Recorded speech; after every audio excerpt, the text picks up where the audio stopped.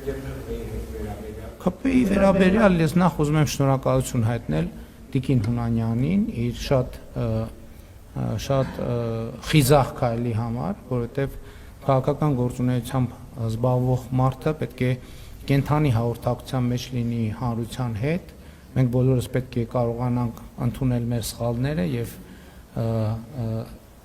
այդ սխալների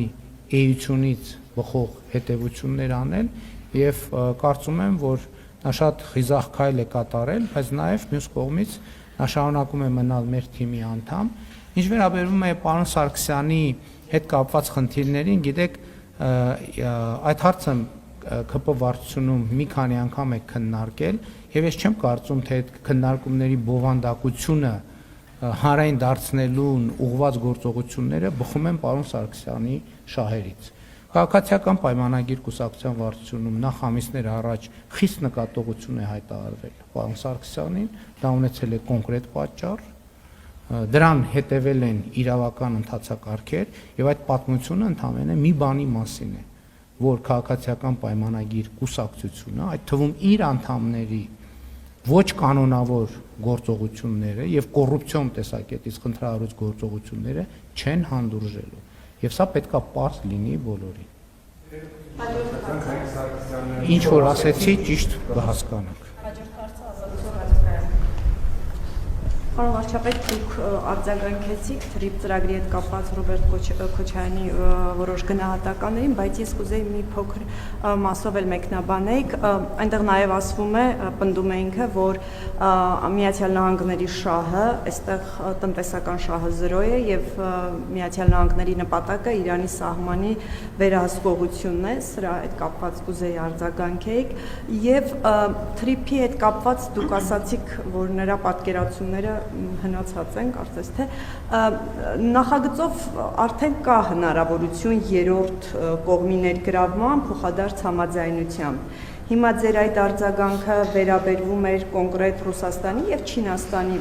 ներգրավմանը, թե այստեղ կուզեի ասեիք, էլի ամեն դեպքում այնտեղ տեղ է թողնված այլ ուժերի ներգրավման, այս հեռանկարի հետ կապված նաև ձեր մեկնաբանությունը եւ պարոն վարչապետ Ոսկե թափում եկեղեցու հետ կապված ոսկե թափում քահանան հայտարարում է, որ տեղական իշխանության ղեկավարը, համայնքապետը եւ եկեղեցու բարերարը գնում են իր մոտ եւ հորդորում են դուրս գալ եկեղեցուց, բանալիները հանձնել իրեն, պատճառաբանելով, որ դա կառուցել է բարերարը եւ այստեղ իրավապահները որևէ կերպ չեն արձագանքում այս խնդրին։ Դուք չեք կարծում, որ իրավապահները այստեղ անելիք ունեն, երբ տեղական իշխանության պատասխանատուն բարերարի հետ գնում է եւ քահանային առաջարկում է դուրս գալ եկեղեցուց, սրա հետ կապված ձեր մեկնաբանությունը ինչպիսին է եւ իրավապահների գործողությունների եւ վերջին հարցը հեծի մասով եմ ուզում հարցնել, արդեն առաջիկայում մի հաջորդ ամսվա ընթացքում կլրանա երրորդ ամիսը, ինչ արդեն ընկերությունը զրկված է լիցենզիայից, այս ընթացքում որևէ պաշտոնական հայտարարություն, պաշտոնական տեղեկություն չկա։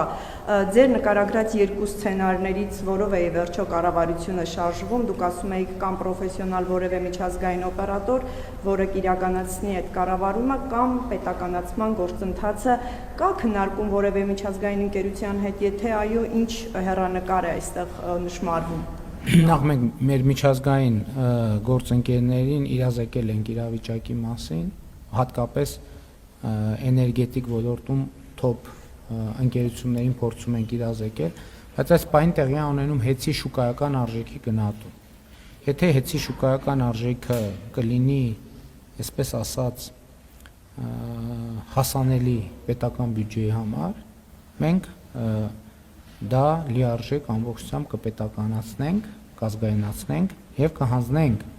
հավատարմագրված կառավարման միջազգային բարձր պրոֆեսիոնալ ընկերության կամ ընկերությունների խմբի։ Այսինքն հիմա շուկայական գնահատման գործընթացն է տեղի ունենում, որովհետեւ հիմա իմիջիայլոց հիմա նաեւ որոշ կարծիքներ են հնչում, բայց շատ նախնական, որովհետեւ կարող է պարզվի, որ հեծի ֆինանսական վիճակը այնքան վատ է, որ իր շուկայական արժեքը շատ ցածր է եւ կարելի է ուղղակի կառավարության որոշմամբ ինչ որ մի գումար հատկացնել եւ դա դասնել չեմ կարող ասել, քանի դեռ թղթի վրա չկա այդ գումարը, խոսակցություններ կան, բայց ես հիմա որևէ բան չեմ ասի, եւ այս առումով կարծում եմ, որ մենք այսինքն մենք մեծ հաշվով շտապելու բան չունենք էլ։ Հեծը պատկանում է այս պահին ըստ էության դե ֆակտո առնվազն Հայաստանի Հանրապետությանը եւ մենք աշխատում ենք իմիջայլոց նաեւ ընկերության արդյունավետությունը, հարկային ակտիվությունը, թափանցիկությունը էականորեն բարձրացել է, շատ կարևոր է արձանագրել, որ հեծը որպես գործընկեր բացվել է Հայաստանի տասնյակ, եթե ոչ հարյուրավոր ընկերությունների առաջ, որովհետև նախկինում հեծի մրցույթներին մասնակցում էին մեծ մասամբ,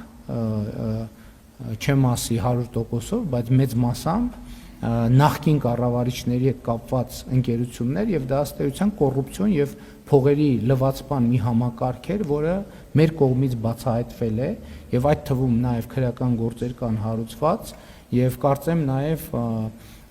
տնտեսվարողները այդ իրավիճակների մասին կարող են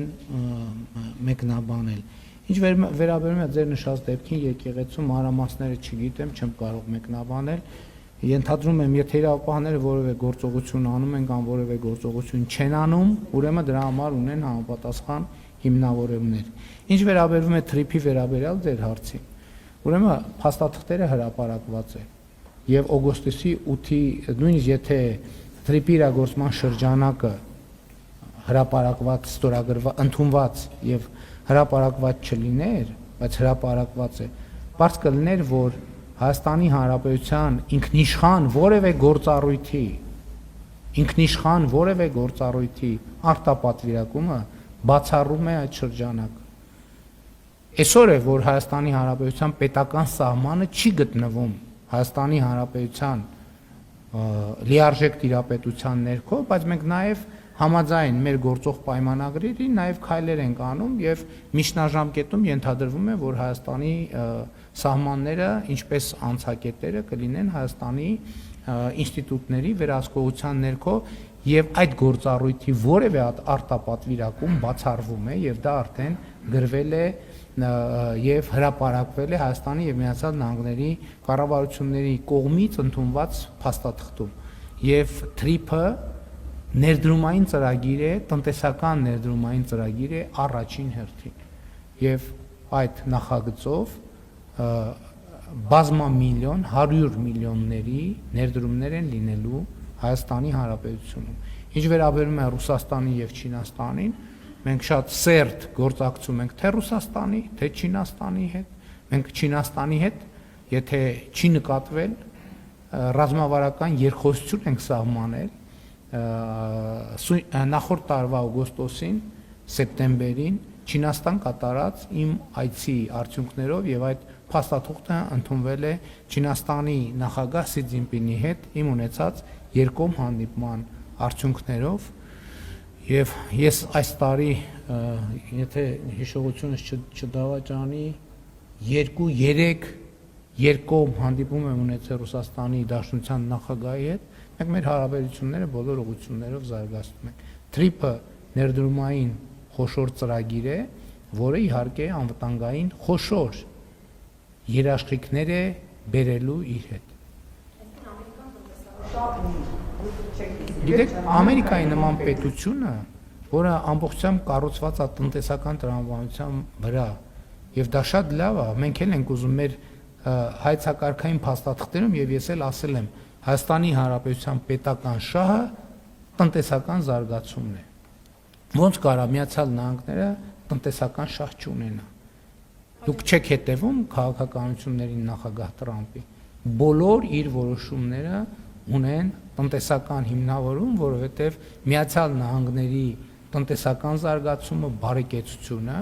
եւ սրա համար անհրաժեշտ իհարկե նաեւ անվտանգությունը առաջնահերթություն են նախագահ Տրամպի համար, ինչպես բոլոր երկրների ղեկավարների համար։ Համենայն դեպս նրանք, ովքեր առաջնորդվում են սեփական երկրի շահերով։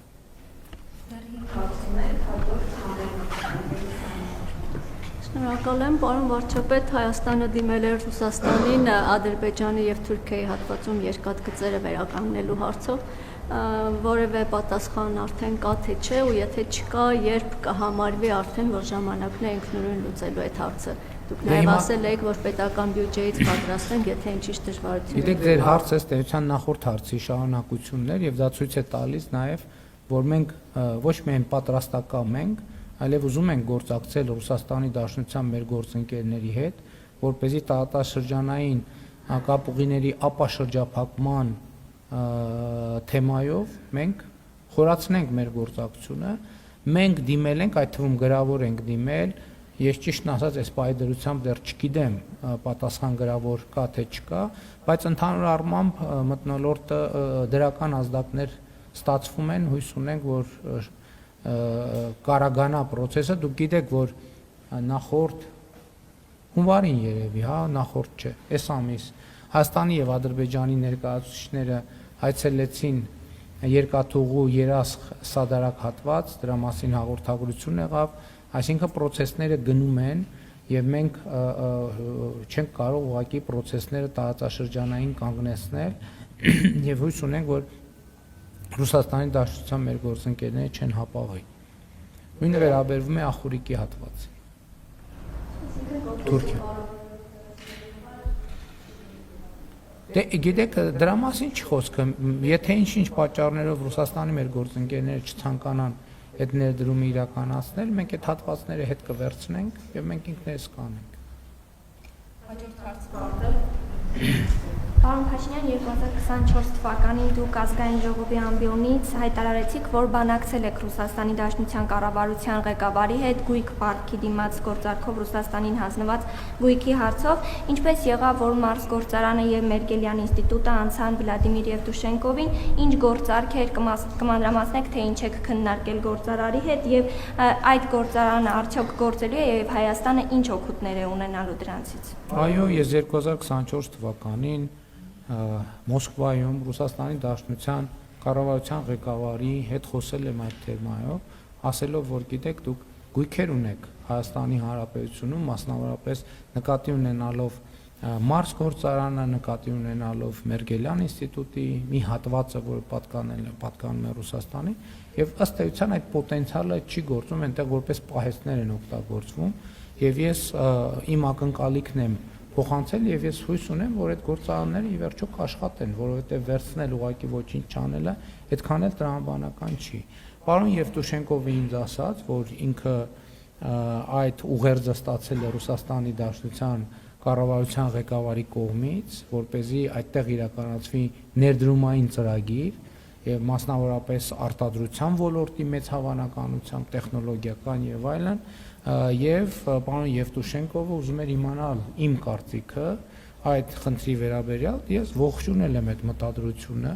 ես չգիտեմ այնտեղ սեփականության փոփոխություն տեղի է ունեցել թե չի տեղի ունեցել, ես այդպիսի ինֆորմացիա չունեմ, բայց ամեն դեպքում դա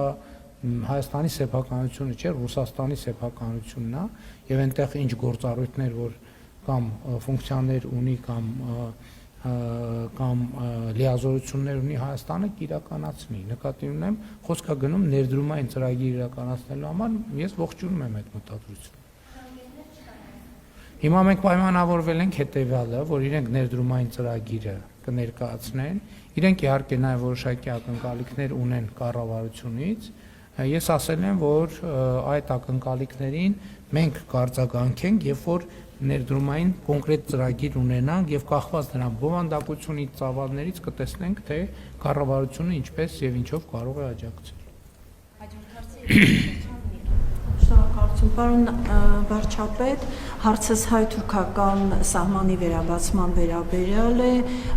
արտգործնախարարն ասաց, որ սկզբից կբացվի ինչ-որ մի հատված, ինձ հետաքրքիր է դա որ հատվածն է,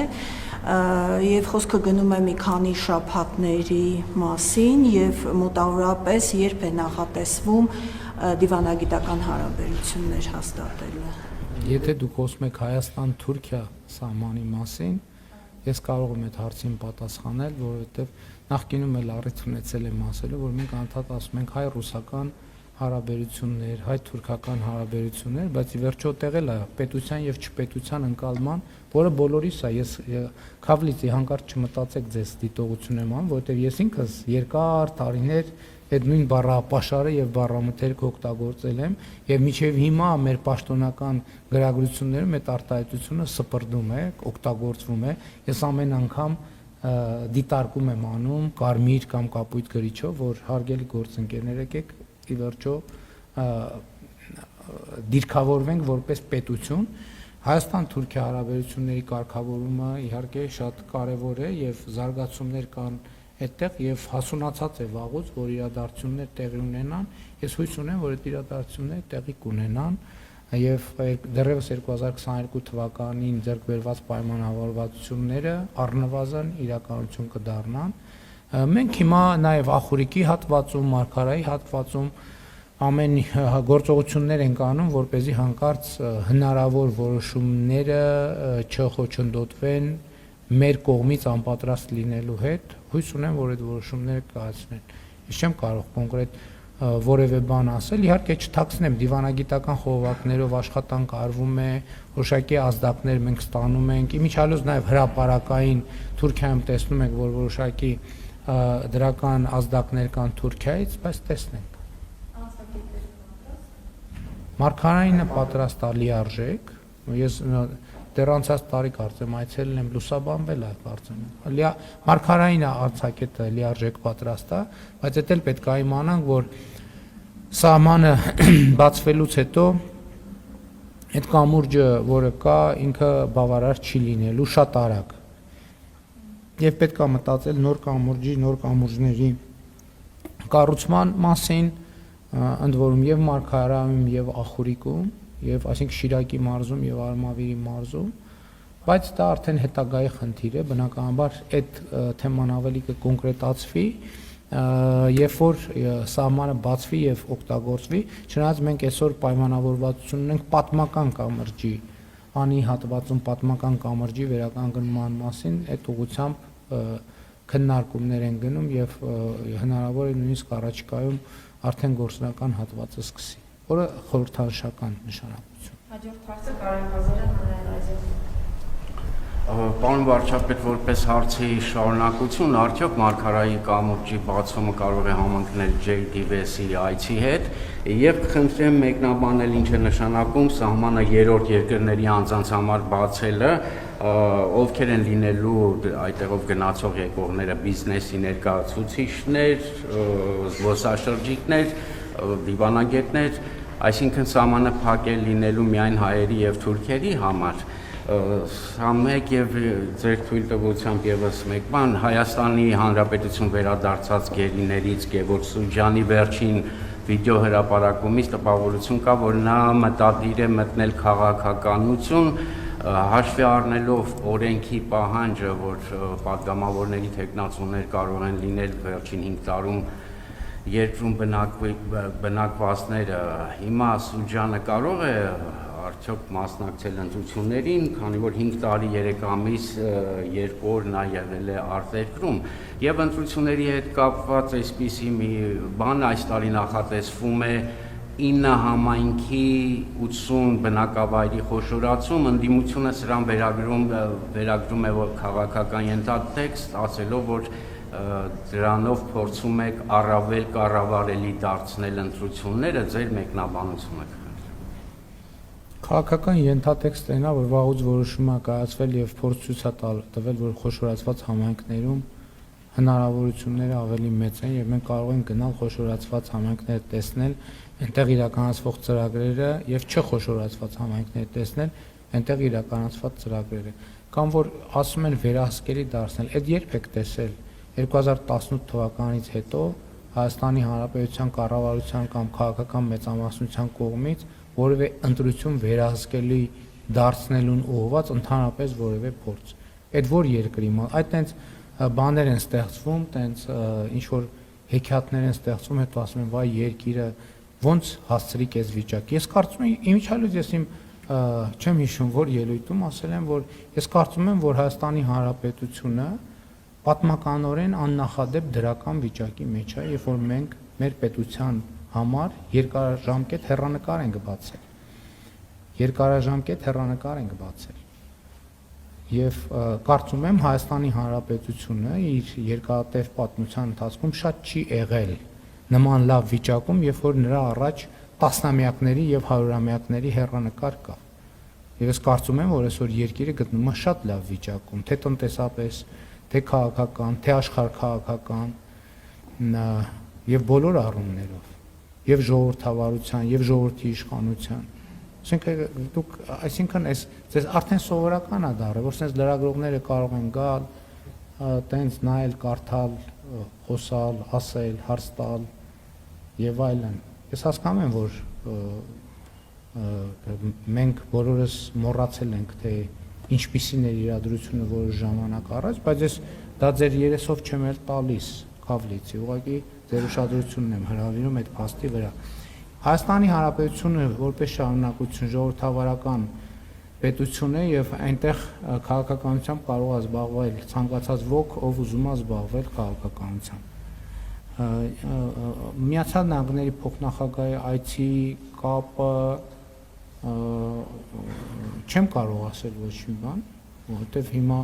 տեսականորեն հիմա եթե ասեմ ոչ չի կարող համընկնել, բա որ այդ օրը հանկարծ Թուրքիան որոշում կայացնի բացել սահմանը, ես հետո ինչ ասեմ այո կհամընկնի, այսինքն դա մեր որոշումների տիրույթում չի, որ ես հիմա այո կամ ոչ ասեմ։ Ինչ վերաբերում է երրորդ երկրների քաղաքացիներին, դա նշանակում է, որ հայի ու թուրքի մասին չի խոսքը։ Էլի այստեղ էլ մեր ընկալումները պետության եւ ոչ պետության ընկալումների հետ կապ ունի Հայաստանի Հանրապետության քաղաքացի ցանկացած, որովհետեւ միայն հայերը չեն Հայաստանի Հանրապետության քաղաքացի, Հայաստանի Հանրապետության քաղաքացի ռուսներ կան, եզդիներ կան, ասորիներ կան, հույներ կան, քրդեր կան եւ այլ ներողություն ում չհիշատակեցի, հրեաներ կան, վրացիներ կան եւ այդպես շարունակ։ Հայաստանի Հանրապետության եւ Թուրքիայի քաղաքացի հայեր կան, հույներ կան, քրդեր կան, եզդիներ կան եւ չգիտեմ շատ ավելի մանրամասն կազմում։ Խոսքը նրա մասին է, որ երրորդ երկրի քաղաքացի, ով որ ասենք օրինակ չգիտեմ, Իսպանիայի, Ռուսաստանի, Վրաստանի, Միացյալ Նահանգների քաղաքացիա կարող անցնել, իսկ Հայաստանի եւ Թուրքիայի քաղաքացիները առայժմ ոչ, բացի այն դեպքերից, երբ ունեն դիվանագիտական ազնագիր։ Մնացած մանրամասներն էլ ընդհանրապես երևի կերել են։ Եվ մեր վերջին հարցը Սարայբուշի։ Պարոն Փաշինյան, եվրոպական քաղաքական համայնքի գագաթնաժողովի օրը մայիսի 4-ը Հայաստանում կլինի ոչ աշխատանքային, որոշումը քիչ առաջ կայացրեցիք կառավարության նիստում։ Բնականաբար դա պայմանավորված է հյուրերի մեծ քանակով, գագաթնաժողովին մասնակցելու են 50 բարձրաստիճան պատվիրակություններ։ Խնդրում եմ նշեք, ինչ կտա գագաթնաժողովը Հայաստանին, ինչ ակնկալիքներ ունենք։ Նա հույս ունեմ, որ ոչ թե հույս ունեմ, համոզված ենք լավ կկազմակերպենք եւ հույս ունեմ, որ մեր հյուրերը լավ տպավորություններով կհեռանան Հայաստանի Հանրապետությունից, ինչպես 2018 թվականի ֆրանկոֆոնիայի միջազգային կազմակերպության գագաթնաժողովից հետո են լավ տպավորություններով հեռացել եւ իհարկե Հայաստանի միջազգային տեսանելիությունը, Հայաստանի միջազգային հեղինակությունը եւ իհարկե այդ պատկառելի եւ ներկայացուցչական պատվիրակությունների հետ առնչվելու, նրանց հետ այդ թվում երկկողմ օրակարգի հարցեր քննարկելու շատ լավ հնարավորություն է եւ նաեւ տարածաշրջանային զարգացումները, որովհետեւ իմիջիայլոց Հայաստանում չնկատվեց, բայց ես կարծում եմ, որ շատ կարեւոր մի բան է տեղի ունեցել։ Հնդկաստանը եւ Եվրամիությունը ստորագրել են առևտրային մեծ պայմանագիր, որը կարծում եմ ուղիղ առնչություն ունի նաեւ մեր տարածաշրջանի եւ Հայաստանի Հանրապետության հետ, Ադրբեջանի, Վրաստանի, որովհետև կարծում եմ, որ Հարավային Կովկասի տարանցիկ պոտենցիալը եւ նշանակությունը այդ թվում այդ պայմանագրի բերումով ավելի է մեծանալու, ընդ որում ես չեմ առանձնացնում երկրներից որևէ մեկը, ես խոսում եմ Ադրբեջանի, Հայաստանի, Վրաստանի մասին եւ իհարկե նաեւ Իրանի Իսլամական Հանրապետության, Թուրքիայի եւ այստեղ ինչքան շուտ մենք համագործակցության կոնկրետ ձևաչափեր գտնենք, այնքան ավելի լավ կլինի տարածաշրջանի, նրա պետությունների եւ ժողովուրդների եւ իհարկե Եվրամիության եւ Հնդկաստանի մեր գործընկերների համար, որովհետեւ այդ գործարքները պետքա իրականություն դառնան, պարզածովային ուղիները բավականին էֆեկտիվ կլինեն եւ կգործեն, դրանք այսօր էլ գործում են, բայց հատկապես հիմա եւ այդ տրամաբանության մեջ թրիփ նախագծի, խաղաղության խաչմերուկ նախագծի եւ հարավային Կովկասի որպես տարանցման երթուղի նշանակությունը էականորեն մեծանում է եւ ես պարզապես ցանկացա բոլորիդ ուշադրությունը հրավիրել նաեւ այս նրբության վրա։ Շնորհակալություն։ Պարոն վարչապետ, այս տարի մեր երկիրը հյուրընկալելու է կենսաբազմազանության կողմերի համաժողովը COP17, ինչը ենթադրում է, որ բնապահպանական նոր ծրագրեր կիրականացվեն։ Նոր ծրագրով նախորդ տարվանից Գեղարքունիքի մարզի կենցաղային աղբը տեղափոխվում է Կոտայք Հրազդանի սանիտարական աղբավայր, սակայն դա ամբողջությամբ չի ապահովում Սևանա լճի էկոհամակարգի լիարժեք պահպանումը։ Մինչ օրս լիճ են թափվում կոյուղաջրեր, կեղտաջրեր, տարբեր թափոններ, չնայած մարզի գետերի վրա տեղադրված են մաքրման կայաններ, դրանք հիմնականում տեխնիկական մաքրում են իրականացնում, այլ ոչ կենսաբանական, եւ Խորհրդային Միության տարիներից հարցը ուշադրության կենտրոնում է, այն ժամանակ նախատեսել են կոլեկտորային շրջանաձև համակարգի միջոցով հարցը լուծել, սակայն ծրագիրը կիսատ է մնացել։ Ինչ նոր ծրագիր կա այս ուղղությամբ, որպեսզի այդ կեղտաջրերի հարցը լուծվի, լուծում ստանա։ Գիտեք, շատ ցավոտ հարց եք բարձրացնում եւ գործնականում, եթե չսխալվեմ, մի քանի օր առաջ ես այդ թեմայով փոխվարչապետ Խաչատրյանին եւ շրջակա միջավայրի նախարարին կոնկրետ հանձնարարական եմ տվել, որ կան հիմա լավ լուրն այն է, որ աշխարհում կան տեխնոլոգիաներ, արդեն այդ տեխնոլոգիաներն է զարգանում են, որոնք կարող են ավելի արդյունավետ եւ ավելի մատչելի լինել, եւ ես խնդիր եմ դրել, որ մենք պետք է շատ կոնկրետ եւ լուրջ զբաղվենք այդ հարցով, որովհետեւ մենք չենք կարող այլևս այդ հարցը շրջանցել եւ կարծում եմ, որ առաջիկա տարիներին մենք կոնկրետ զարգացումներ կունենանք։ Ես չթաքցնեմ, ուղիղ ասեմ, մենք նաև որոշակի հետաքրքիր առաջարկներ ենք ստացել եւ հանձնարարության էությունը այն էր, որ այդ առաջարկների նախնական դիտարկումը ցույց տվեց, որ դրանք ունեն հիմք, որոշակի հիմնավորվածություններ ունեն, այստեղ ուղղակի տեխնիկատնտեսական եւ իրագործելիության հաշվարկներ պիտի անեն, եւ ես կարծում եմ առաջիկա ամիսներին մենք կգանք կոնկրետ եզրակացության եւ առաջիկա տարիներին կիրականացնենք այդ ծրագիրը։ Շատ մեր ռազմավարական հարցերից մեկն է, որտեղ այո մենք ունենք խնդիրներ, սահմանափակումներ, լուծումները ուշանում են եւ մենք պետք է ընդհանուր արդեն ձեռնմուխ լինենք կոնկրետ գործողությունների իրականացման։